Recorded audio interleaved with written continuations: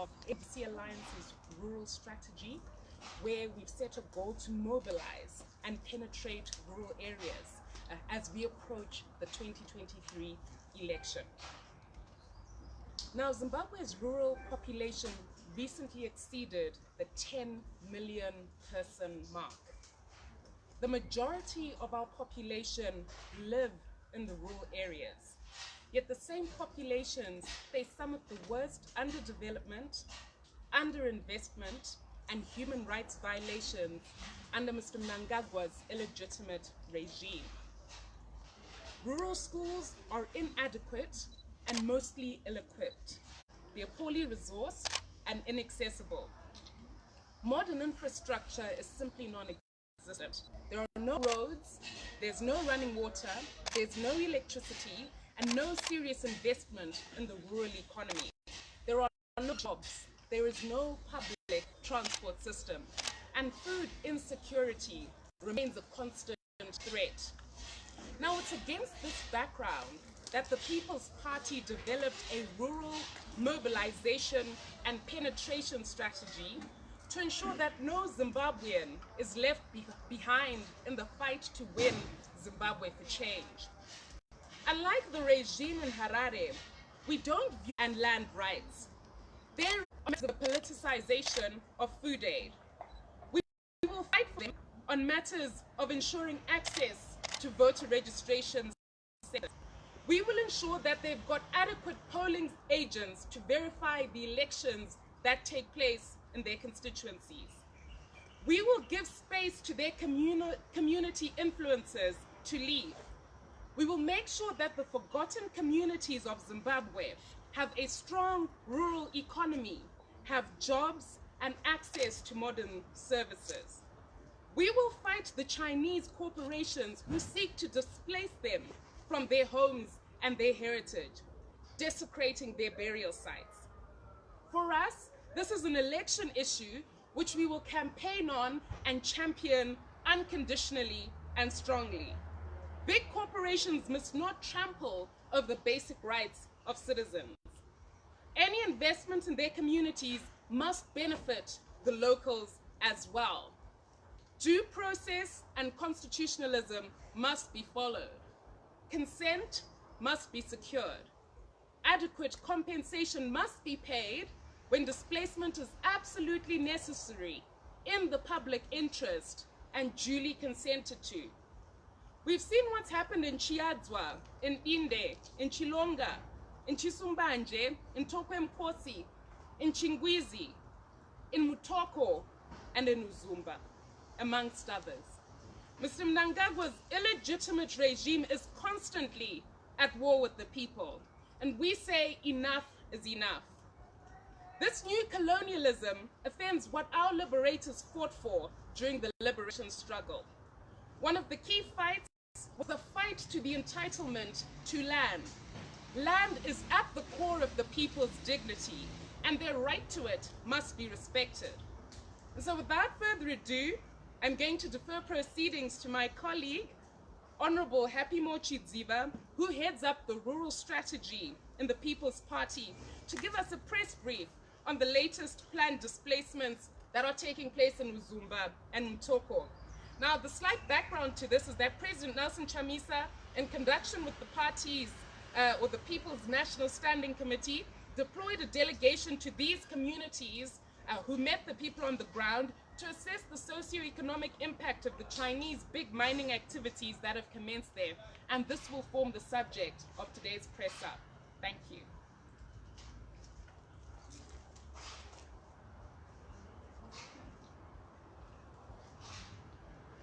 Thank you, Spokes.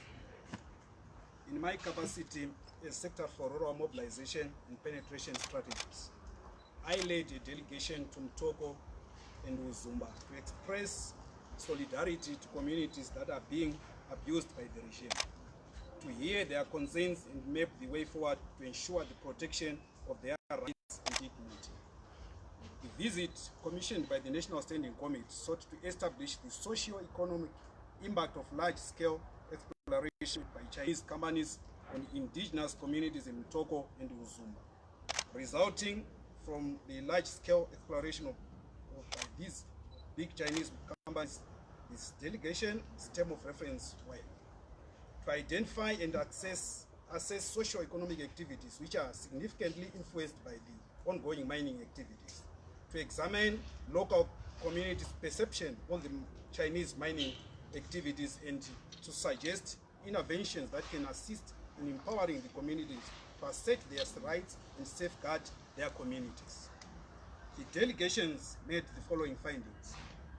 In Uzumba, the Chinese company Engine Mining started exploration in 2020 and pegged areas to be mined which cover a total of 300 hectares of communal lands and possibly displace nearly 12,000 people. The affected villages were informed of these developments a year after the arrival of the mining company. They were also informed that the majority of them would be displaced and should seek alternative settlement from their traditional leaders. Their consent was never sought, nor were they heard before the mining commenced. The large-scale mining activities are affecting 11 villages, namely Matena, Gotora, Mukanzi, Chimina, Manyani, Lenzou, Gonye, and Machas.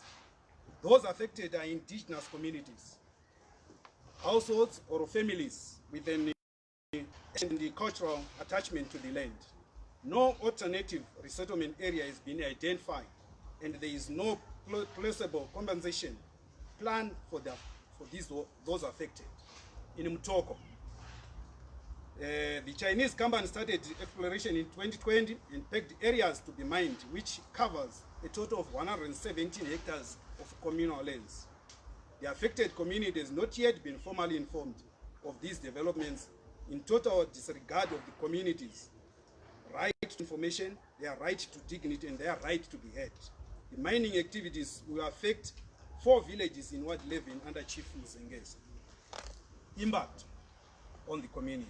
The mining activities are at the exploration stage, which is comparatively low economic impact, but is critical since it is the first encounter between the community and the mining company.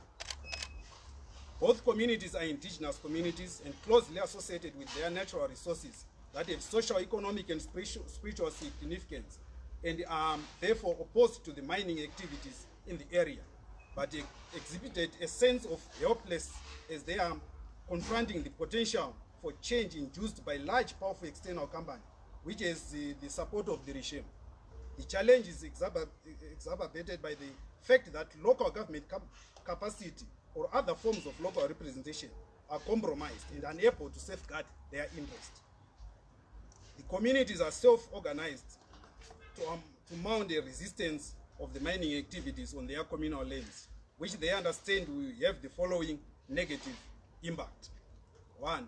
Displacement and victimization, made easier by lack of protection of indigenous people's rights to their land. Loss of livelihood. The local economy is largely dependent on agriculture, and the communities will lose their farming land after the displacement. Community breakdown. The communities placed significant historical and sentimental value on their land and highlighted that displacements would destroy group solidarity, long-standing distinct systems of decision-making, and traditional leadership, strong family ties, and cultural identity. The communities also placed significant value on their spiritual shrines and the grave sites of their forefathers, which will be destroyed by the mining activities. Social services such as schools and clinics within these affected areas will be severely affected. Participatory development. The development has disregarded the universal principle of free, prior and informed consent, FPIC, in the planning and implementation of the mining project. The exclusion of the community will result in the violation of their land rights, access to social services, etc. The community is also not happy with the government's mechanism of responding and resolving their concerns and grievances, which they have viewed as coercive, intimidatory, and disregarding their right to withhold consent of use of their land. Our position. We unreservedly condemn the planned displacement of indigenous communities. The right to land, heritage, dignity of the people must be respected. This new colonialism offends that what our liberators fought for during the liberation struggle. One of the key fights was the fight for entitlement to land. Land is at the core of people's dignity and their right. It must be respected. You remember the Mwana-Wave concept. We take exception to colonial legislation like the Mines and Minerals Act and Communal Lands Act, which partly enable their acts. These laws must be repealed, and instead we must have laws that speak to our issues and entrench our dignity and aspirations as a people. We condemn the degradation of the environment and the public health impact of the mining activities, especially the mining of black granite. To make matters worse, communities are not benefiting from all these commercial activities, but maybe Mnangagwa and his regime alone. These displacements concern us because they reflect a pattern of authoritarian conduct by Mr. Mnangagwa's illegitimate regime. Look at what happened in Chiadzo, Dinde, Chilonga, Chisumbanje, Tokwe Mkosi, Chingwizi, Mutoko, and the Uzumba disaster. These are not enough laws. There are not enough laws in place to protect the communities. Census due process is followed and mandate consultation with communities to secure their consent. If there is to be benefit, it must accrue communities to communities. There must be shared ownership. The way displacement is absolutely necessary. Due process has to be followed, and the consent of the communities has to be secured.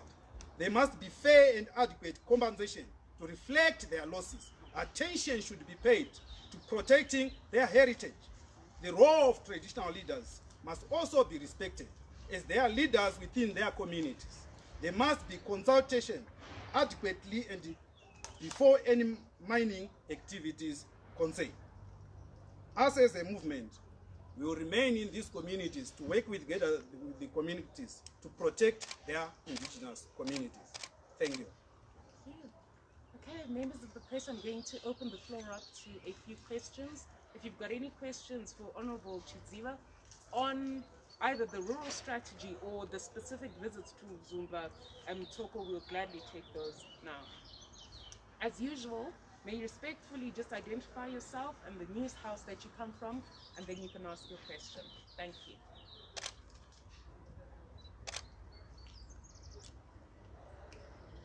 Yes, ma'am. I'm Yvonne Chagazim Daily. I wanted to know if the MDC actually has a plan in reaching Parliament.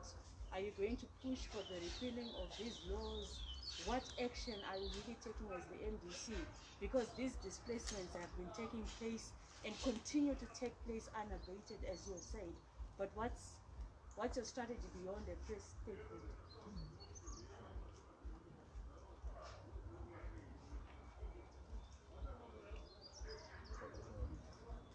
Thank you so much. Yes, the MDC have a plan. The first plan that we have is to be with the communities, be able to safeguard their indigenous communities. The second plan is that we encourage the communities to vote for the MDC government because we have a policy that will safeguard their communities.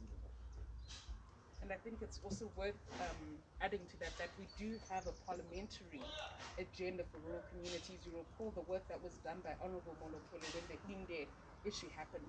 Similar steps are being taken, similar questions are being asked to the ministers responsible. In addition to that, in line with our broad alliance agenda, we're partnering with civic organizations that are interested in both the environment and the internal displacement of persons to ensure that the rights of these citizens are protected in the courts. And obviously, we're assisting with the mobilization of these people to resist the displacements that are imminent. So we definitely are there. And obviously, this press statement is just a reflection of the work that we've done over time. We've gone there, we've assessed the impact, we've sat down with both traditional leaders, with the communities affected, we've asked them what role they want us to play. And the critical thing, I'm sure Honorable Chidziva will say this, the first thing that they said is, please, we need a new government. This government doesn't care about us. We are hungry, we don't have hospitals, we don't have schools, and this government simply doesn't care. So we are absolutely taking all steps possible, using all tools available to us to ensure that the rights of these citizens are protected. Yes, Robert. Yes, Robert Slammy. Have you ever tried to engage the local political leaders from Uzumba, considering that they are linked to one political party which might be in support of what is happening to the local community? And if you did, what has been their response? And if you have not, are you going to? Thank you so much. When we say local political leaders, you know that we also exist in Uzumba. So we have political leaders from our movement in Uzumba, and we have political leaders from the other parties, MDC, also in Uzumba.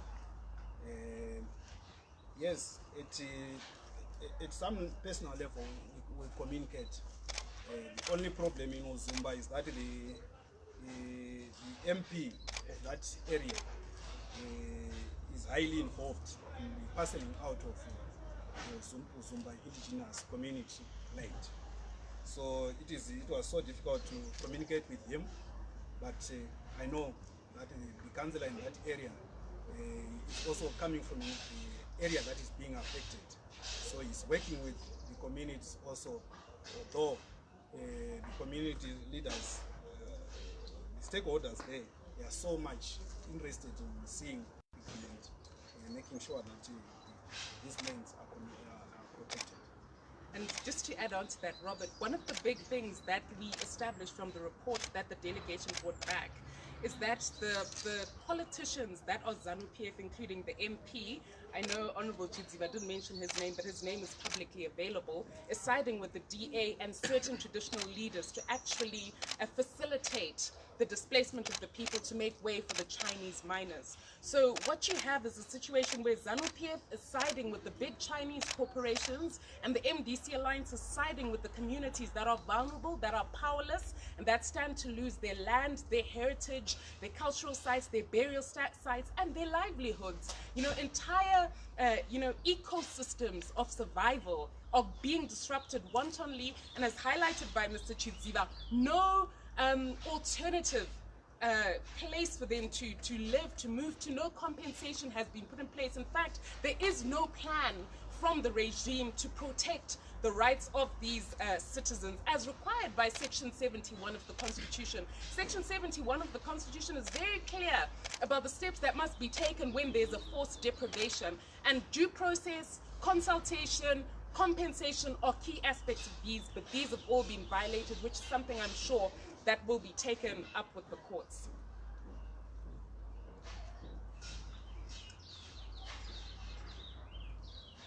Are there any other questions? Yes, sir. Masha Bwanga from Zimbabwe.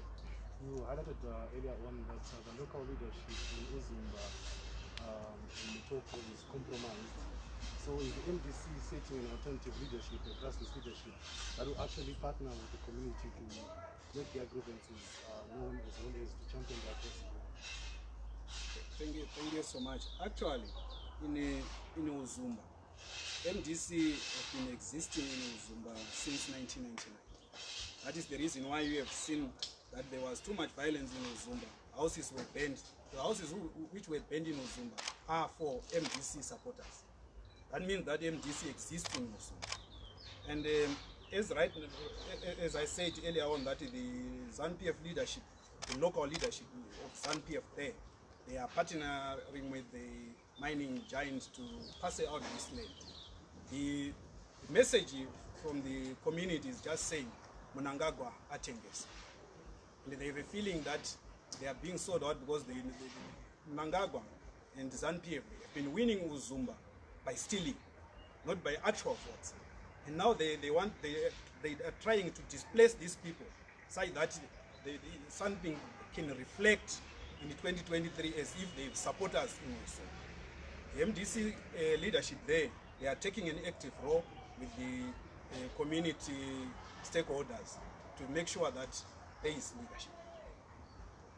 And just to buttress what Honorable Chidziva is saying, one thing that he hasn't said is that we have structures in all these rural areas, in all provinces in the country, and he's the one who personally has set those grassroots structures up, and he's only traveled to Harare for this presser, but he's actually embedded within these communities. And the MDC Alliance has been deliberate about the rural communities. And our goal is not just to use the people to win the election in 2023, but we actually want to see a modern rural economy. We want to see proper roads in rural areas. We want to see adequate schooling, adequate health services. We want to ensure that they've got modern farming facilities and capacity. We want to mechanize what's transpiring there. We want to ensure that all rural communities have adequate electricity. So for us, it's not just an election issue for the sake of it. We genuinely want to improve people's lives in those communities. Does anyone have one outstanding question? I know there are journalists who come at the end and ask, but you're free to ask if your news house is in a different language, you're also free to ask your question at this point, if it's okay, if you have one. Okay, if there are no further questions, all that remains is for me to thank Honorable Chidziva for traveling all the way to Harare and making it for this press conference, and to thank him for all the work that he's doing with the rural mobilization strategy. It's really not easy to crisscross the entire country and make sure that all these various communities have a voice and their issues are adequately attended to. So I thank him very much for that. Thank you very much and have a good day.